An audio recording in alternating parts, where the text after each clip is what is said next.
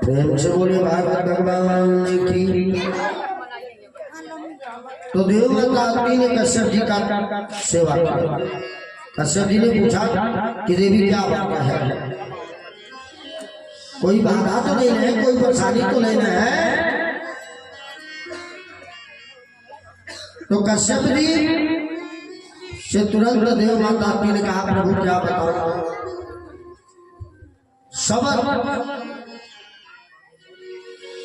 सुख तो है कि संतान को दुख है तो माता को भी तो दुख होगा। कश्यप जी ने पूछा क्या बात है, तो देव माता अदिति ने कहा कि प्रभु हमारे पुत्रों का सारा राजपाट देवताओं ने छीन लिया, राक्षसों ने छीन लिया, तो कोई उपाय बतावे कि हम लोगों का राजपाट वापस मिल जाए। कश्यप जी ने कहा कि देवी तुम पयोव्रत करो। तो कहा उससे क्या होगा, कहा कि जब पयोव्रत तुम करोगी तो उससे, कहा कि जब तुम पयोव्रत को करोगी तो तुम्हारे पुत्रों का सारा राजपाट वापिस मिल जाएगा। तो देव माता अदिति ने कहा कि आखिर प्रभु होगा कैसे। तो कश्यप जी ने कहा कि फागुन महीने के शुक्ल पक्ष, कहा कि फागुन महीने में अमावस्या तिथि के दिन जंगल में जाकर के तुम मिट्टी खन के ले आना, जो बारह के द्वारा कि जंगली शुकर के द्वारा जो मिट्टी खनी हुई होगी उसको लेके आना और ला करके अपने केस में लगा करके केस को धोना। और फागुन के शुक्ल पक्ष की प्रतिपदा से लेकर के द्वादशी तक इस व्रत को करना और इसमें भगवान विष्णु की आराधना करना। और जब भगवान विष्णु की आराधना करोगी तो लगातार 12 दिन तक करना है, तो उससे तुम्हारे पुत्रों का कष्ट दूर हो जाएगा। देव माता अदिति ने उसी प्रकार से किया। और जब देव माता अदिति ने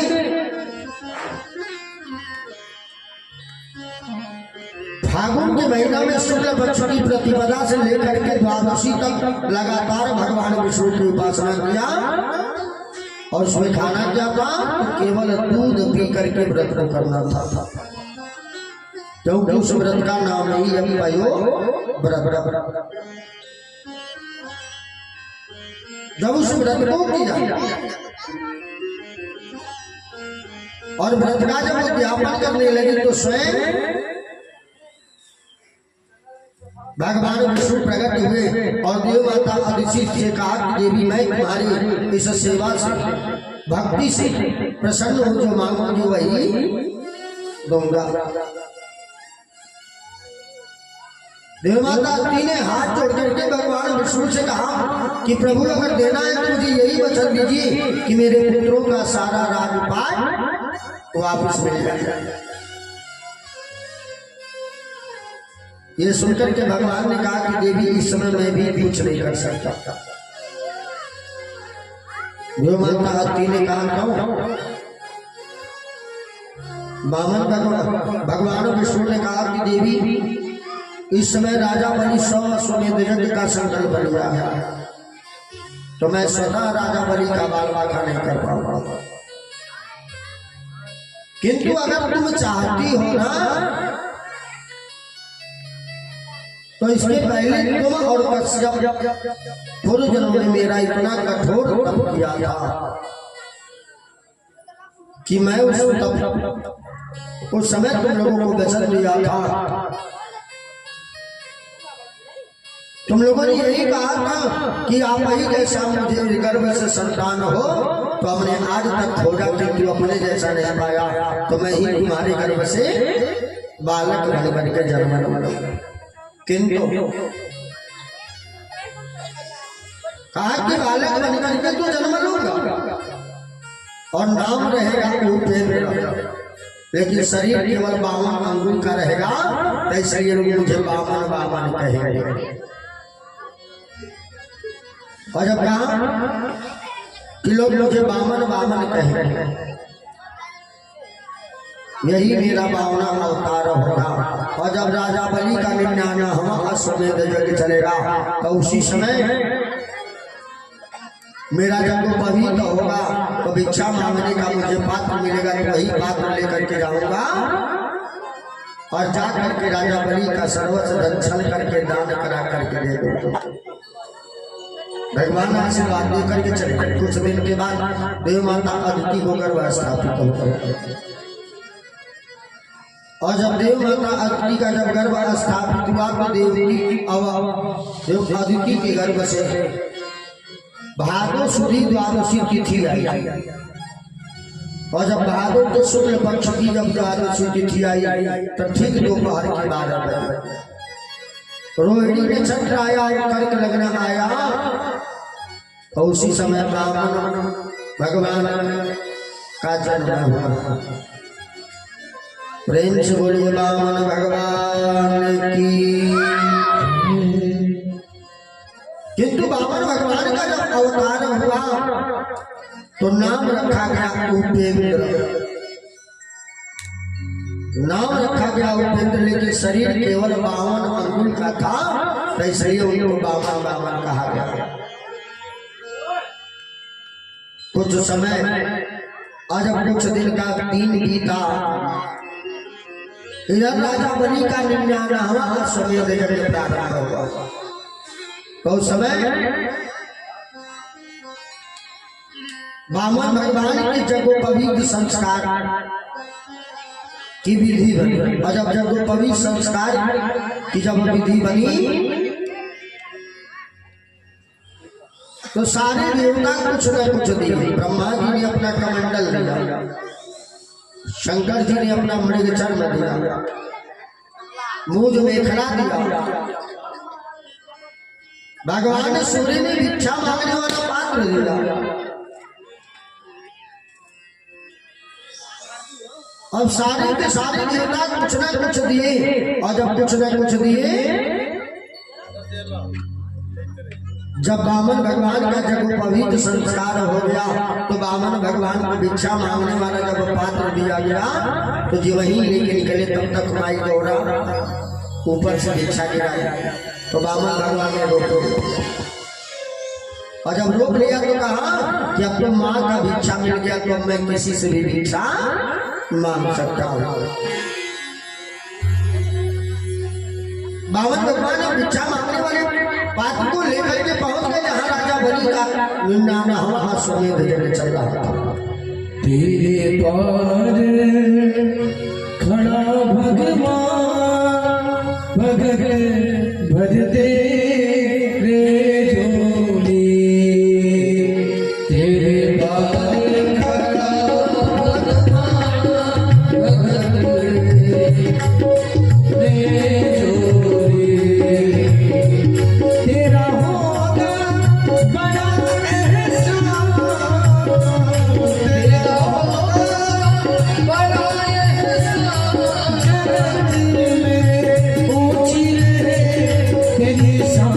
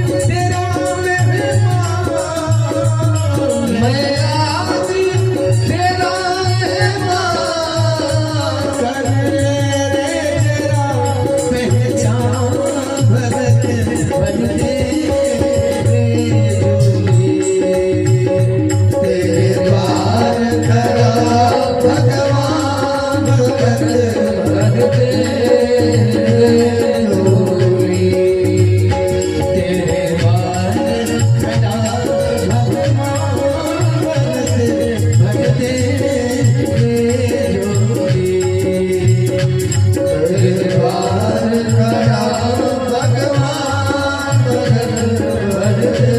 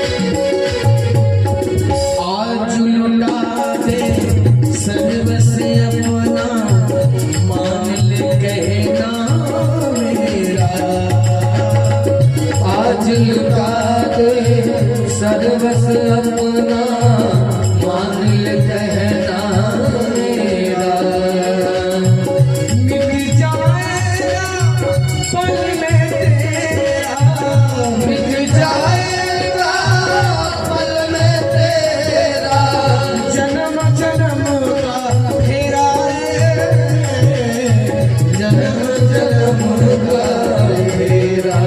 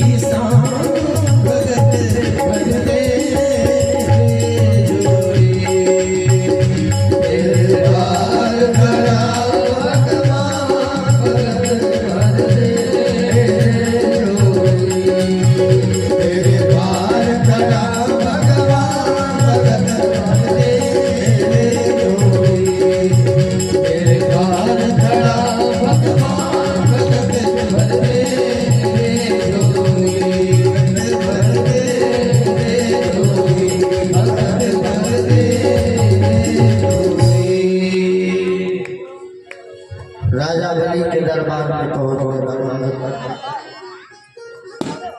जब सैनिकों ने देखा, द्वारपालों ने देखा तो कहा कि प्रभु क्या चाहिए। कहा कि सरकार क्या सेवा करूं, आपको क्या चाहिए। और जब बार बार कहने लगे तो उसी समय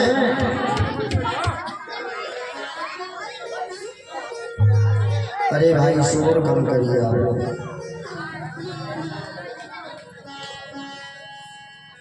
बावन रघुनाथ चुपचाप खड़े।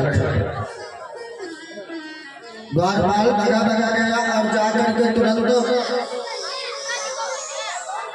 राजा बलि से कहा,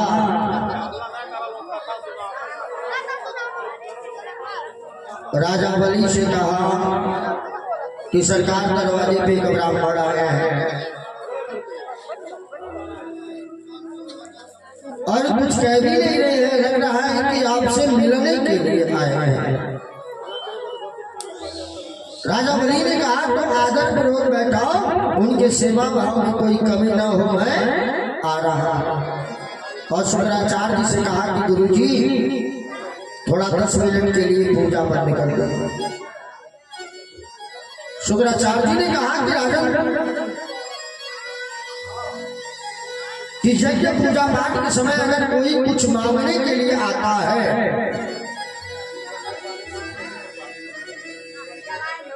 तो देना नहीं चाहिए। तो राजा बलि ने कहा गुरु जी अपनी बात तो सर्वोपरि है कि तू ये बताना है अगर यज्ञ प्रयोजन हो रहा है प्रयोजन अगर उस बीच में कोई मांगने के लिए आ गया तो उसको भी तो सोचना चाहिए कि क्यों जा रहा हूं कुछ देने में। और जब दरवाजे पे आ गए हैं तो ये खाली हाथ भेज भी तो नहीं सकते हैं। राजा बलि तुरंत आसन के नीचे जल गिरा करके प्रणाम किए और प्रणाम करके तुरंत चलने लगे। यह देख करके शुक्राचार्य दिव्य दृष्टि से लगे देखने की आखिर ये कौन ऐसा प्राणी है जिसके लिए राजा बलि इतना व्याकुल होकर के गया। तो शुक्राचार्य जी ने जब दिव्य दृष्टि से देखा तो पता चला कि ये कोई और नहीं स्वयं नारायण है और राजा बलि का सर्वस्व धन छल करके दान कराने के लिए आया है। राजा बलि से सर्वस्व धन छल करके दान कराने आए हैं। तो तुरंत भगवान तुरंत शुक्राचार्य ने कहा राजा जिसे ब्राह्मण समझ रहे हो ब्राह्मण नहीं स्वयं नारायण है और तुम्हारा सर्वस्व धन छल करके दान कराने के लिए यहाँ आए हुए हैं। राजा बलि ने कहा कि गुरुजी कोई भी हो लेकिन ब्राह्मण के रूप में आया है तो उसे निराश करके नहीं भेजूंगा। यह सुनकर के शुक्राचार्य जी को क्रोध आ गया कि सिर्फ राजा बलि ने तो मेरे बातों का तिरस्कार कर दिया और जब विचार किया कि राजा बलि ने तो मेरी बातों का तिरस्कार किया तो तुरंत शुक्राचार्य ने श्राप दे दिया कि आओ तुम्हारा सारा राजपाट नष्ट हो गया। और जब सारा राजपाट जब नष्ट करने का श्राप दे दिया राजा बलि आए और जब राजा बलि आए तो तुरंत आकर के तुरंत वामन भगवान को प्रणाम किया और कहा कि सरकार जी बताइए आपके क्या चाहिए। अगर राज्य चाहिए तो राज्य ले लीजिए अगर लोक चाहिए तो लोक मांग लें जो भी आपको चाहिए मांगे। ये सुनकर के वामन भगवान ने कहा राजा बलि से कि राजा ये तो तुम्हारे खून में ही असर है कि तुम्हारे बाबा प्रहलाद जो दान पुण्य में इतने आगे थे कि कुछ कहा नहीं जा सकता। कहा कि तुम्हारे पिता विरोचन ने तो दान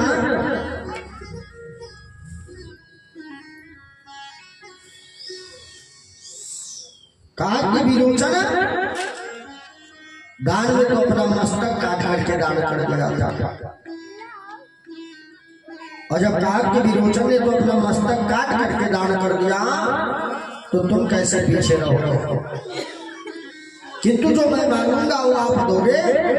राजा बलि ने कहा कि अगर मेरे पास है तो मैं अवश्य दूंगा आप मांगे। वामन भगवान ने कहा तो देना है तो मेरे पग से 3 पग भूमि दे दो। धनानि भूम्यं पशो वक्ष्यः ज्येष्ठे स्त्री गृहद्वारा देहं चिन्तायां परालोकमार्गे धर्मान् गच्छति स्वैकः। कहा कि राजा अगर देना है तो तुम मुझे पहले वचन दो कि तुम अपने वचन से नहीं मुकरोगे। राजा बलि ने कहा कि मैं वचन देता हूं जो आप मांगेंगे दूंगा।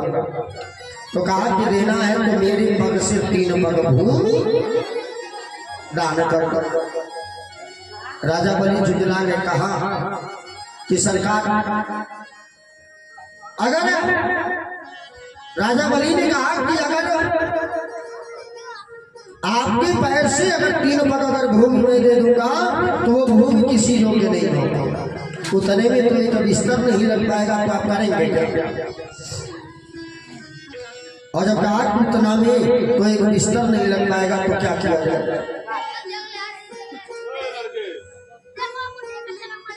यह सोच करके और विचार करके तुरंत बामन भगवान ने कहा, लेकिन तू राजा जब भी चाहिए तो मुझे 3 ही पग चाहिए, वो भी मेरे पैर से। राजा बलि हाथ में कूश लेकर के बैठ गए और उनकी पत्नी विंध्यावली पानी पिलाने लगी। कहा कि आपको जितना इच्छा हो मांग लीजिए, क्योंकि यह 3 लोक 14 भुवन में मेरा एक आधिपत्य राज्य है। अब यह सुन करके तुरंत रानी विंध्यावली जब पानी गिराने लगे, बामन भगवान जब संकल्प कराने लगे, तो शुक्राचार्य जी ने देखा कि अब तो मेरे चेले का सब धन जा रहा है। तो शुक्राचार्य जी जो रानी विंध्यावली पानी गिरा रही थी, तो लोटा कैसा था? टोटीदार लोटा था। तो लोटा के टोटी में जाकर के बैठ गए। विंध्यावली जब पानी गिराने लगी तो उस समय वो लोटे के पानी का धार रुकने लगा, और जब पानी का धार रुकने लगा तो ये देख करके तुरंत राजा बलि घबरा गया कि कहीं मेरा संकल्प अधूरा न रह जाए। तो राजा बलि ने तुरंत घबराए तो बामन भगवान ने कहा, राजन आप घबराओ नहीं, मैं हूं ना। तो बगल में कुश था, उसी कुश को छील करके और उसके जड़ को अब उसी छिद्र में डाल करके 2 बार आगे पीछे किया, और छिद्र में डाल करके जब 2 बार आगे पीछे किया तो शुक्राचार्य जी के आंख में लगा, और शुक्राचार्य जी की एक आंख ही फूट गई। अब शुक्राचार्य जी बन गए एक आंख के क्या बन गए?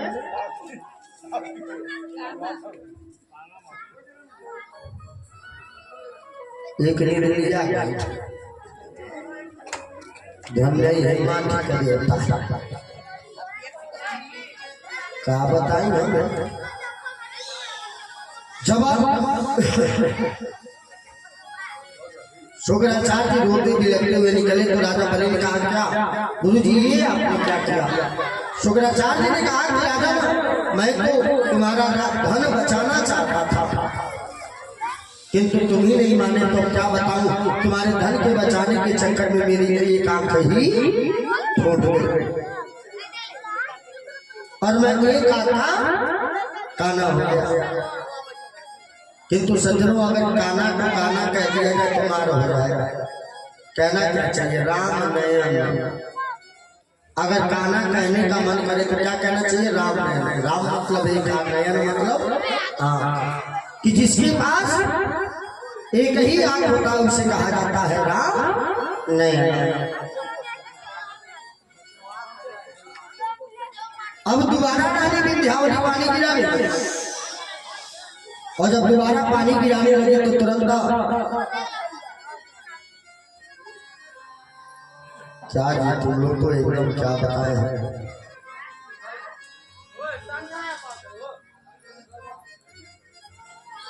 प्रेम से बोलिए भागवत भगवान की।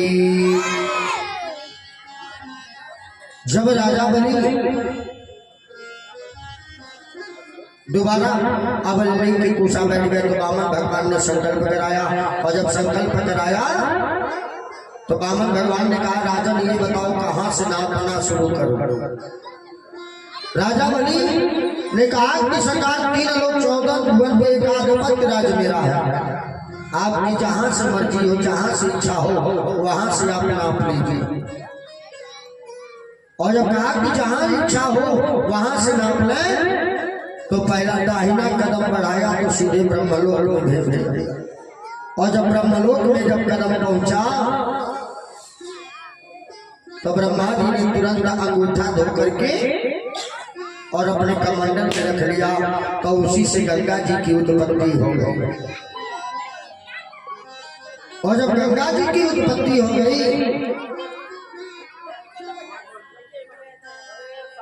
दूसरे पग में राजा बलि ने सर्वस्व नाप लिया, और जब दूसरे पग में राजा बलि ने सर्वस्व नाप लिया, तीसरे पग के लिए कुछ बचा ही नहीं कि पृथ्वी नापी एक में, दूजे में आकाश, तीजा पद कहाँ पर रखूं, सारे असुर निराश। बामन भगवान ने अब सोचा कि तीसरा पद कहाँ रखूं, तो सोचने लगे तब तक अब नहीं था, तो तुरंत राजा बलि को बांध लिया कि बलि बाधत प्रभु बाढ़, सो तनु बरनी न जाय, उभय धरी महादिनी, सात प्रक्षिण धाय। राजा बलि को जब बामन भगवान ने जब बांध लिया तो तुरंत प्रहलाद जी आए और कहा कि सरकार ये मेरा पौत्र है, इसको मत बांधिए।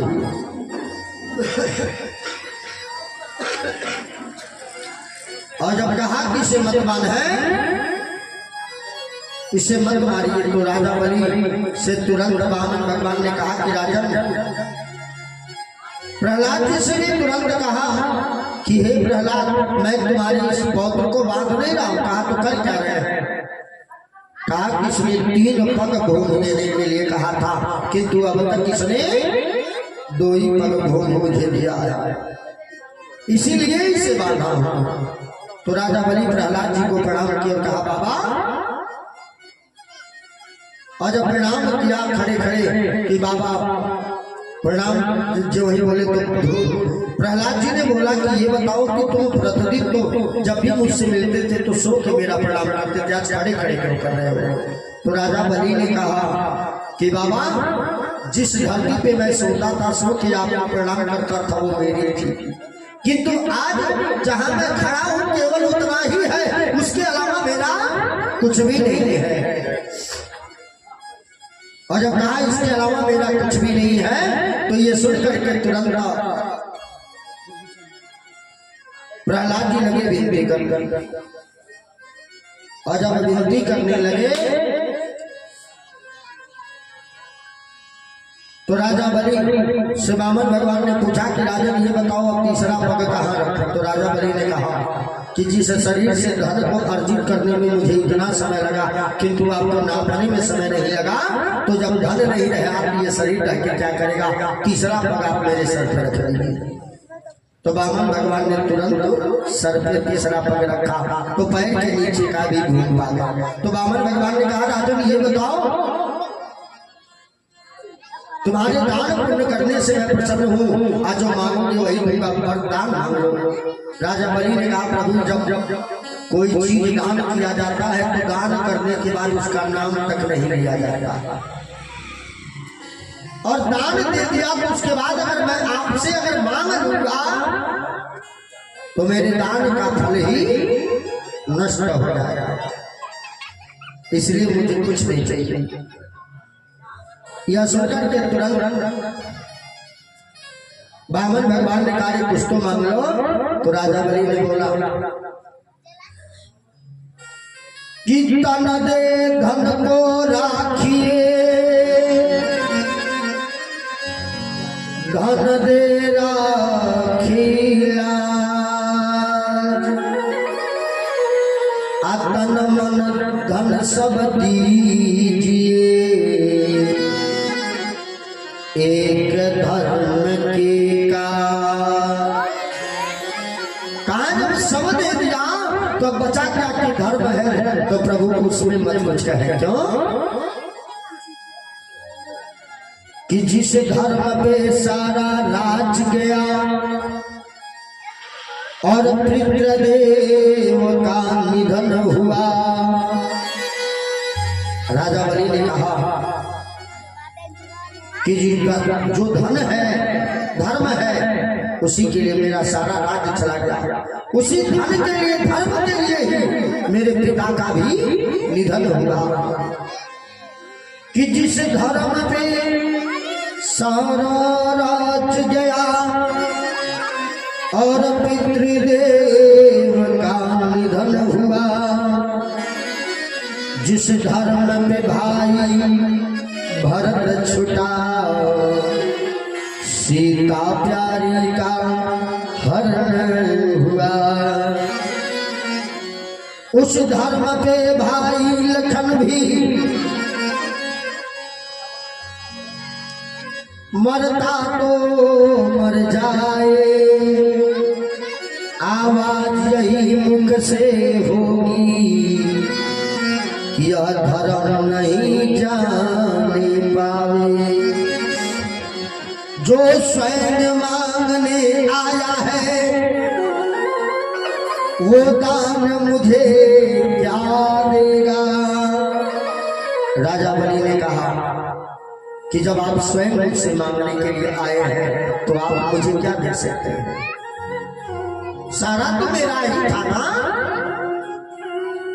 राजा बलि ने कहा कि जो स्वयं मांगने आया है वो दान मुझे क्या देगा। जो देवों का शुभ चिंतक है वो कष्ट मेरा क्या हर लेगा। बार बार कहा तो भगवान ने कहा कि तुम घबराओ। राजा बलि से कहा कि हे राजा बलि तुम जाओ और मैं सुतल लूंगा तुम्हें राजा बनाता हूं, जो हमारी बनाई हुई राजधानी, और जाकर के राज करो। इसमें 7वां मनवंतर चल रहा है और जब 8वां मनवंतर आएगा तो 8वें मनवंतर के मनु तुम ही बन करके पूरे परिवार के साथ तुम राज करना। राजा बलि से पूछा वामन भगवान की कुछ तो मांग लो। तो राजा बलि ने कहा प्रभु देना है तो यही वचन दीजिए कि सर्वस्व कि आप सदैव मेरी रक्षा करेंगे। और जब कहा कि आप सर्वस्व कि आप मेरी रक्षा करेंगे तो ये सुनकर के भगवान ने कहा जाओ तथास्तु। उसी समय राजा बलि की एक कन्या थी जिसका नाम था रत्नमाला।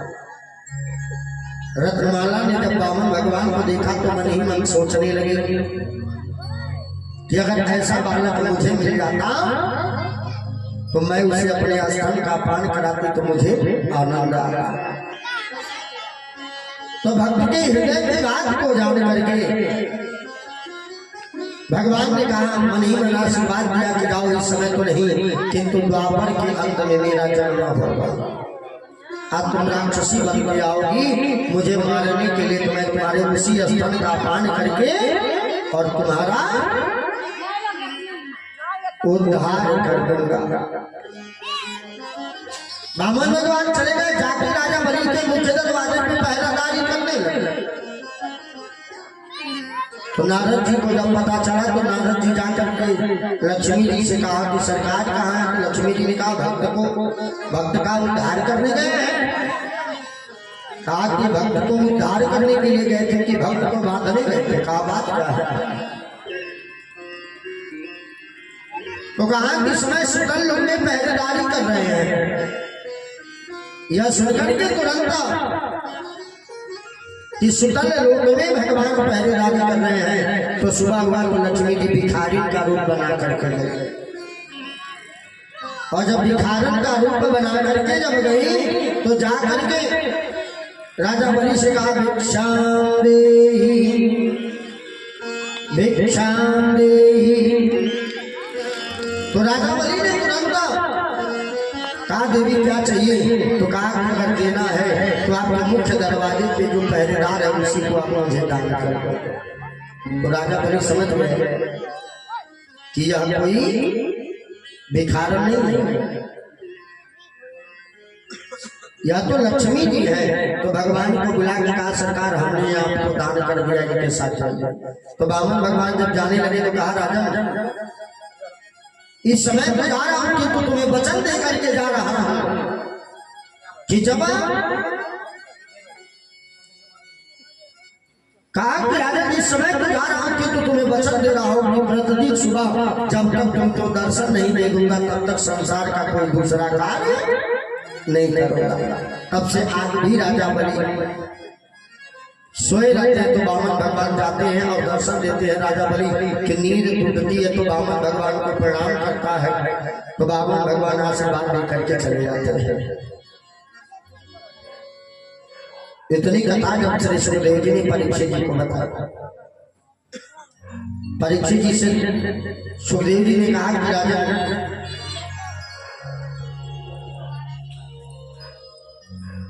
भगवान मत्स्य अवतार लेकर के और भगवान ने महाराज सत्यव्रत को महाप्रलय की जल राशि के नाव में बिठा करके भेज दिया था।